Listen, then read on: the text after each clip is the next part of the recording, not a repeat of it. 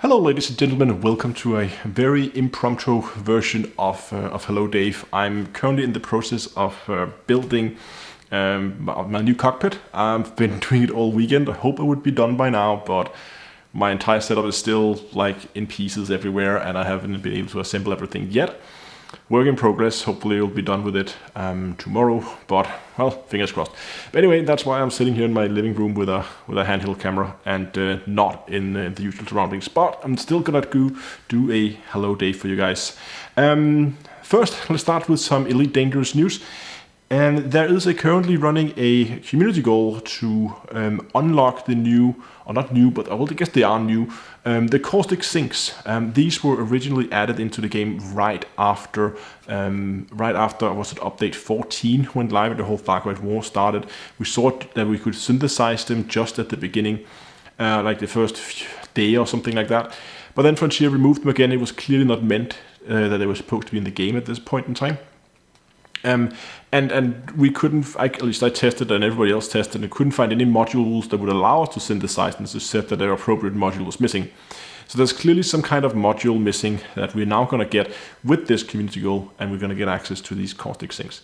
Now it is expected that the caustic sinks works in a similar fashion to heat sinks, where heat sinks remove heat from your ship. Caustic is likely going to remove caustic effects from your ship and probably make you immune as well for a shorter period. My guess is, and everybody else's guess is, that this is the key to unlocking the Thargoid Maelstrom. So far, they just keep repelling us. Nobody has found a way in, and everybody's expecting the caustic sinks is the missing thing that we need to go and get access to in order to get access to the Maelstrom. But of course this is all speculations, and it may just be that it's just a handy module that allows us to remove caustic without having to necessarily overheat. Okay, in Star Citizen, just going to go straight over, and I'm going this off my phone, so I'm very sorry. Today's video is a bit of a mess. In Star Citizen, we got some information regarding a mining change that's going to come in 3.19. Not just a small one, it's a massive, it's complete rework of mining and a rebalance of mining. Surprised that we're seeing this. I mean, mining is one of the game loops that's in the best state, I think. That's the most finished. So seeing them going in and iterating on this already kind of surprises me a bit. But let's take a look at some of the changes.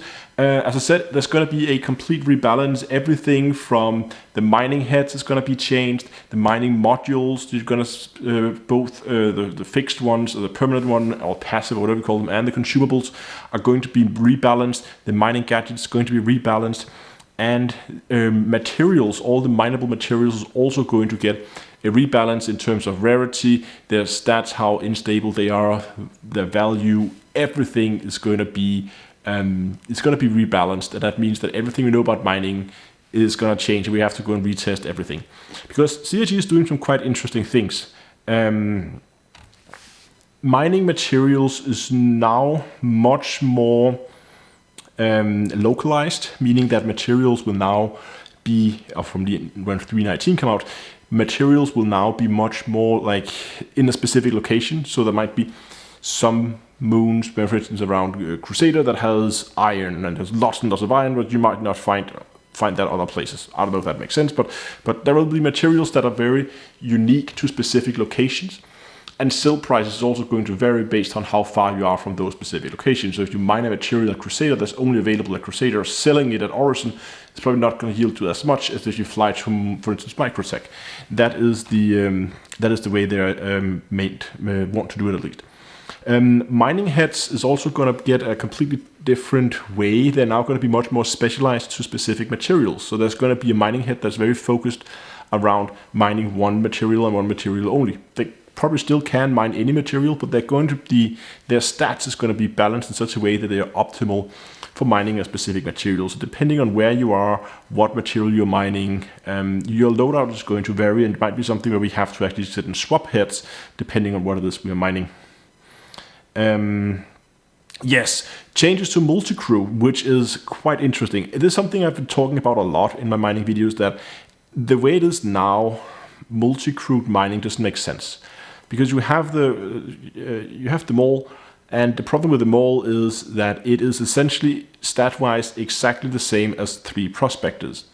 The lasers are the same, they extract at the same rate, there's just 3 lasers. So it's essentially if you had 3 prospectors, but instead of having 3 individual ships, you now have them in 1 ship only. And that of course means that you can't split out if you're prospecting. When you're looking for materials, you can't spread out looking for a bigger area. And in many cases, when you find rocks that are quite valuable, it can be mined by a single laser, and therefore it doesn't really make sense to go and do this. But they're going to be rebalancing this so that crude mining makes a lot more sense. One of the big benefits when you are flying in a wing is if you come across a bigger rock, you can, for instance, if both running Lancet head, you can both get the benefit from each other's heads to the stability. So you can, for instance, make a rock super stable by just having people at 0% firing a Lancet head on it. That is going to change. Going forward, if 2 different ships is shooting their mining head, the mining laser at the same rock, they are going to get a instability penalty. Because they're 2 ships, they're not necessarily communicating together, and the whole thing's going to fluctuate a lot more. So the rock's instability is going to increase if you are 2 separate ships firing at the rock at the same time. However, if there are 2 lasers from the same ship, aka a mole, then the effect from the lasers do stack. So the mole will work exactly as it does today, but the prospect is going to get nerfed in terms of crude mining. So that should hopefully make the balance tip in the direction of the mole being more attractive as a crew miner compared to the way. I would rather have liked to see a buff of the mole than a nerf of the prospector, but that's just my personal preference. They also mentioned that the size of the rocks is going to change, and there's now going to be rocks that are outright impossible to mine for a single ship. Today it would be possible with enough gadget and with the right loadout to crack pretty much anything you find.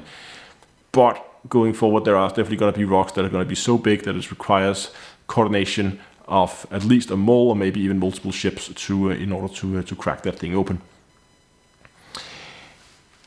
Let's quickly move on to the live stream tomorrow. There will actually not be a live stream tomorrow. I'm going to have to move the live stream once again. It's going to be on Wednesday instead.